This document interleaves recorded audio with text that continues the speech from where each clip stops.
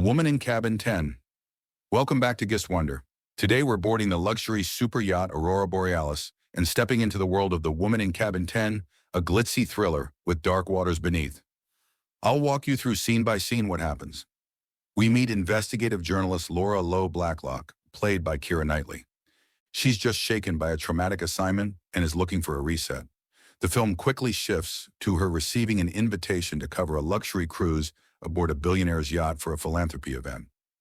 She boards the yacht, meets the rich guests, is introduced to the hosts, shipping heiress Anne Lingstad and her husband Richard Bulmer. The opulent setting is established. Gleaming decks, exclusive cabins, wealthy passengers. On her first evening, Lo tries to avoid her ex-boyfriend Ben, who happens to be on board as a photographer. She ducks into cabin 10 to evade him, and inside she glimpses a mysterious blonde woman. Later that night, Lo is jolted awake by thuds, splashes, and hears a scream. She rushes to her balcony and sees a body floating in the water outside. There's a bloody handprint on her balcony divider.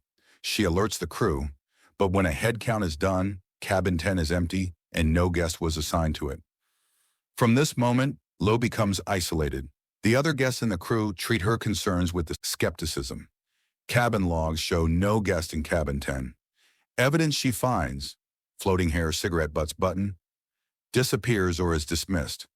Lo's past trauma, her previous assignment where a source died, bubbles up, making her feel more vulnerable and less believed.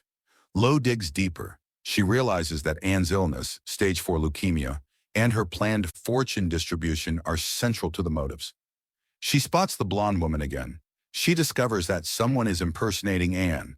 The twist: Anne has been murdered and a look-alike, Carrie, is acting in her place so that Richard can inherit everything. The tension picks up as Lo is locked in a storage room. Ben intervenes, and the scheme's depth is revealed. Murder, forgery, identity swap. As the yacht docks in Norway and the gala begins, all pieces are in play. Lo finds Anne's original speech declaring her fortune to charity and uses this to expose Richard. Richard flees with Carrie hostage. Lo chases them to the dock. A final confrontation ensues. Richard is shot by the security chief. Lo knocks him out with a hammer/clank, and justice is delivered. Carrie is freed. Lo survives and returns home. In the final moments, Lo publishes her exposé. Carrie sends her a video from home with her daughter, and we see Lo find a new sense of professional redemption. The film closes on a note of closure, but also lingering questions. What about the rest of the yacht guests? The moral weight of the luxury world?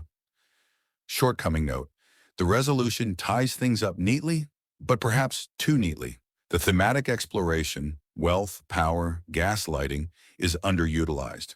The journey had higher promise than the destination delivered.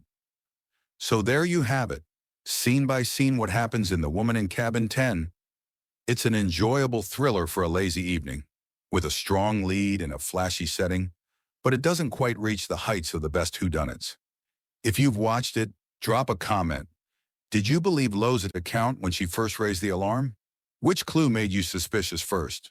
Don't forget to like, subscribe to Just Wonder, and ring the bell for more deep dives like this.